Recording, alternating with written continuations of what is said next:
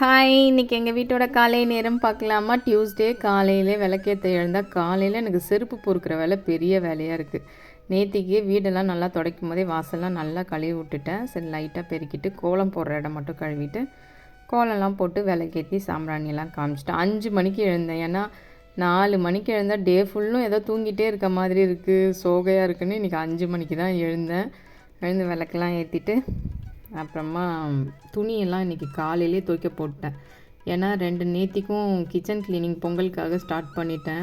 நேத்திக்கு பாதி பாத்திரம் எல்லாம் கழுவியாச்சு. இன்றைக்கி இப்போ பெரிய வேலை இருக்கும், ஒட்டடெல்லாம் அடிக்கிற வேலைலாம் இருக்கும். அதனால் ஃபஸ்ட்டே காலையில் எல்லா வேலையும் முடிச்சிடுறது. இன்றைக்கி ஸ்வீட் பொட்டேட்டோ வச்சு ஏதாவது டிஃப்ரெண்ட்டாக பண்ணலாம் அப்படின்னு ஏதோ டிஃப்ரெண்ட்டாக பண்ணிகிட்டு இருந்தா காலைல என்ன வடை சுடுறேன்னு கேட்குறாரு.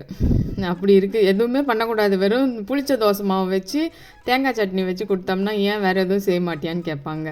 சரின்னு இன்றைக்கி டிஃப்ரெண்ட்டாக ட்ரை பண்ணேன். ஏன்னா நிறைய வேலை இருக்குது, கிச்சன் க்ளீனிங் வேலை இருக்குதுன்னு மதியத்துக்கு நேற்று வச்ச ரசம் தான்.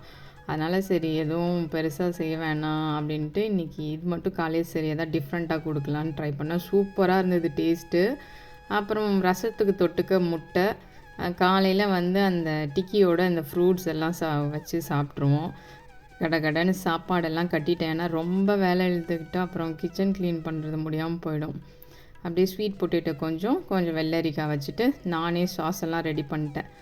ஜூஸும் ஊற்றிட்டேன். பாய், இன்னொரு வீடியோவில்